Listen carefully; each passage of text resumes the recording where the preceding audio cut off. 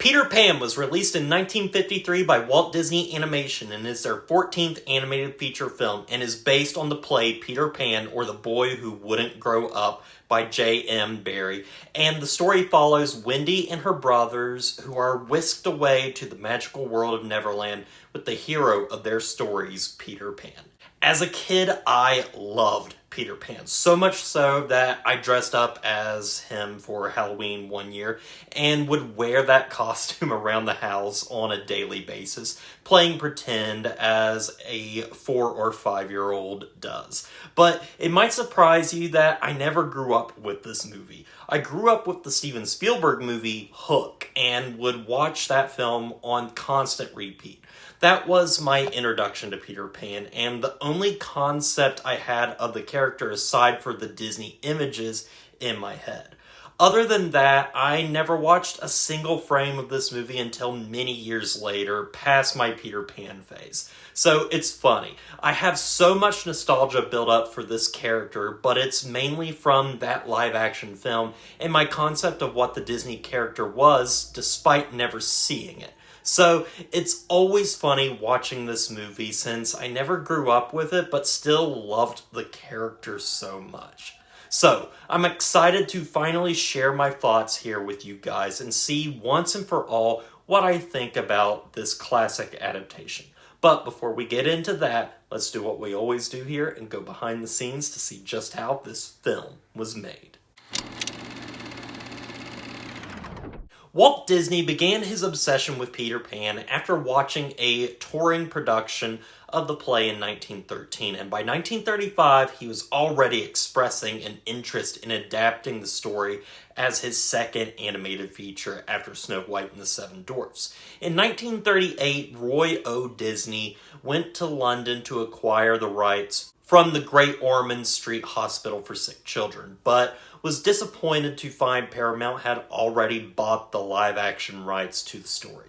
Disney eventually was able to secure the animation rights from Paramount, and afterwards commissioned Dorothy Ann Blank to develop the story. During this early stage of development, many interpretations of the story were discussed, and the earliest treatment was written in April of 1939, starting with Peter Pan's backstory. But Disney believed they should instead get right to the heart of the story from the onset. It was also discussed starting the film in Neverland with Peter's attempt to kidnap Wendy. But this was shut down, believing the kidnapping plot to be too dark, and decided on going back to the original play with Peter Pan visiting to get his shadow back. By early 1940, David Hall, who also worked on Alice in Wonderland, worked on storyboards and concept art for Peter Pan.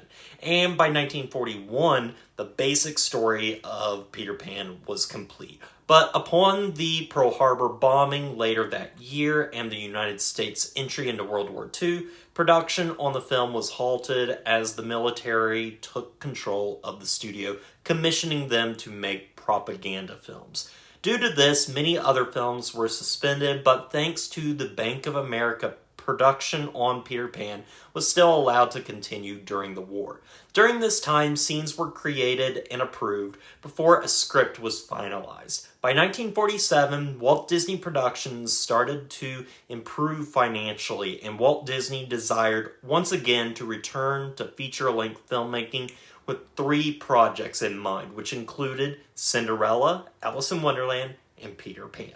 By 1949, Peter Pan was back in production. The film went through many alterations and scenes were cut constantly due to pacing issues as well. When it came to casting, Bobby Driscoll, Disney's first contract child actor, was cast as Peter Pan, breaking the tradition of Peter Pan being played by a woman.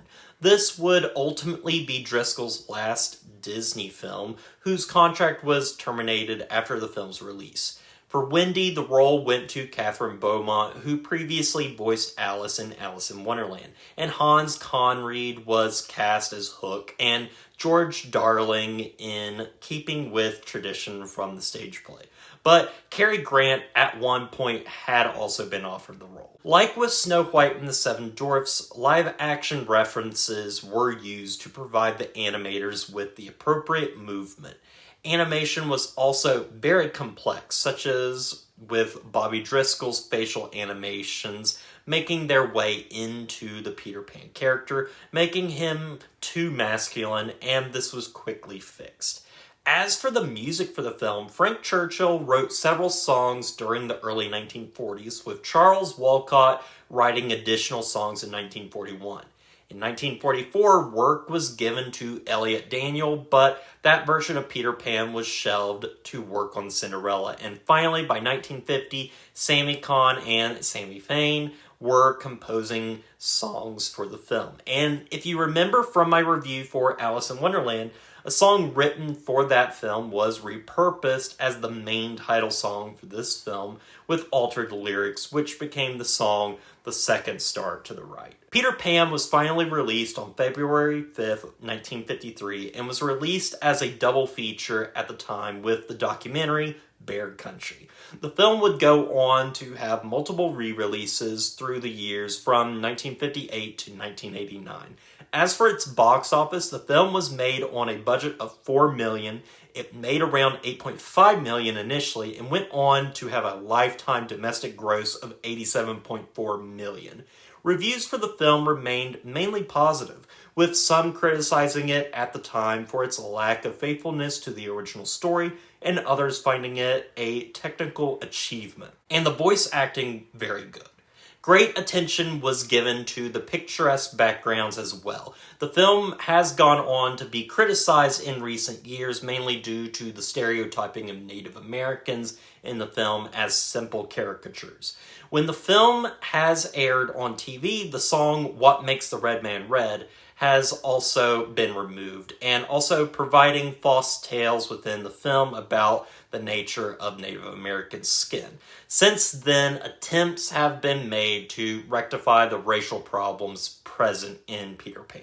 Despite the film's controversies, it has left an important legacy by establishing the Disney's Fairies brand, the Tinkerbell animated movies, Tinkerbell herself becoming a mascot of sorts for the company, theme park rides, sequels such as the 2002's Return to Neverland, and most recently the live-action remake Peter Pan and Wendy on Disney+. Now, with all of that out of the way, let's go into my thoughts on the film. It's really interesting going into this movie because I have this weird nostalgia for the character, but never grew up with the film itself. And my nostalgia for the character isn't just from this animated film, but the Robin Williams version as well in Hook. Regardless, my relationship to this film is weird to say the least. So it's always interesting going back to it from time to time. Peter Pan, I think, is ultimately a great movie. But I say that with multiple asterisks attached because I would never say Peter Pan is great in the same way something like Cinderella is great, or any of the other Disney films I've reviewed on this channel previously that I've loved.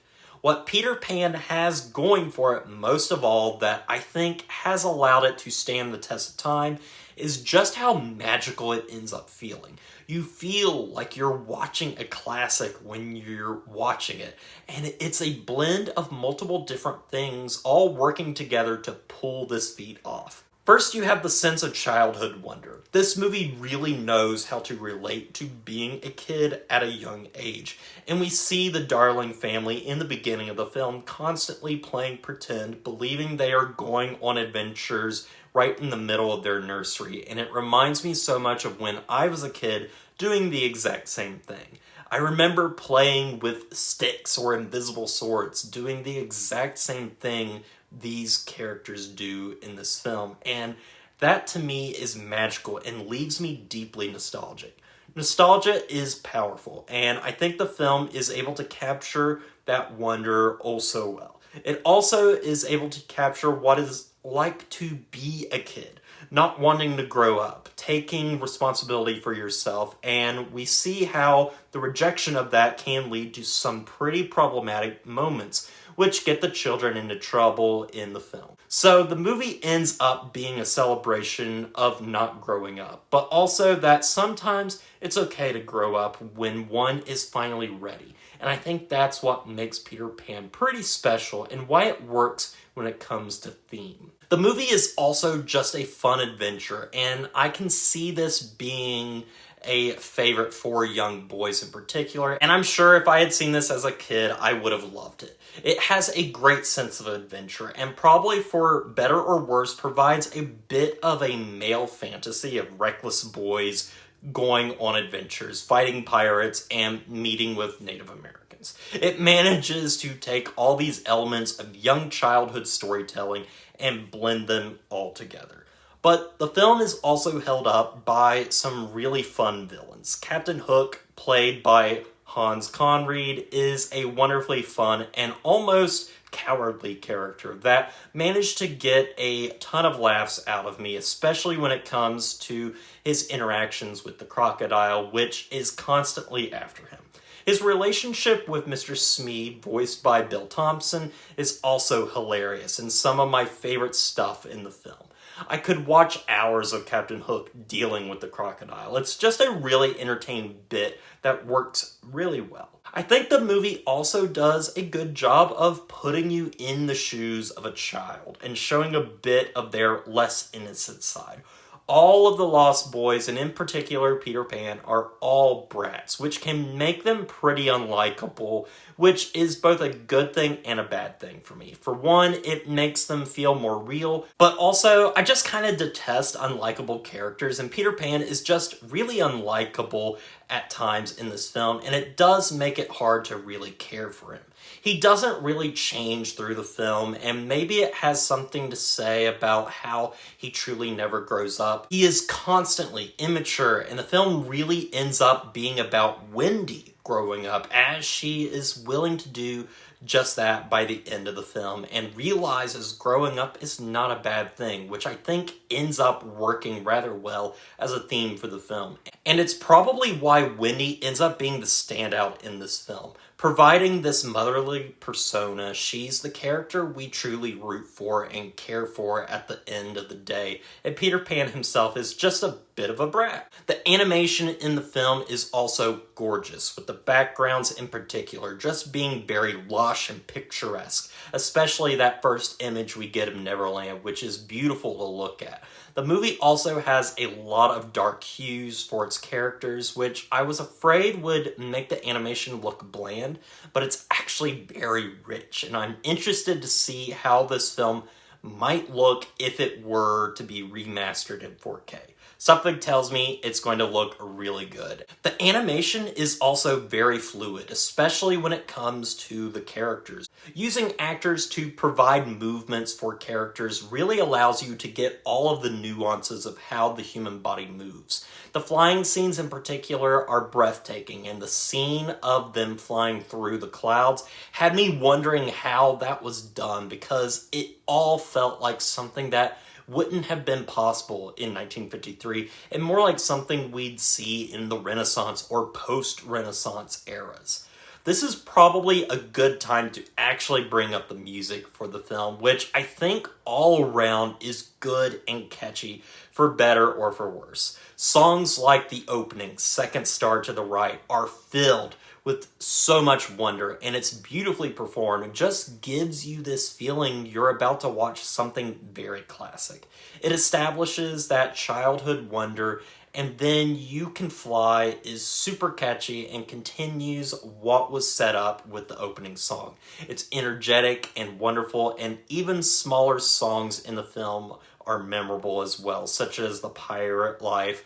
One song that was most impressive this time around was Your Mother and Mine by Wendy. Catherine Beaumont's vocals are fantastic in this film, which is so weird to me because I felt her voice was lacking in Alice in Wonderland. But here it's filled with so much eloquence and beauty that it deeply impressed me and only adds onto that motherly persona that Wendy adopts in the film. Now, I think it's time to talk about the other song in the film, and a much larger topic that happens to plague this film. I'll just go out and say this film definitely doesn't hold up in one particular area, and that is the Native Americans in this film. There's no getting around this. The depictions are straight up racist, and it was racist even in 1953, and is just incredibly awkward to watch. I would almost call it worse than the Jim Crow scene from Dumbo. We get every Native American slander in the book, and it's just very unpleasant.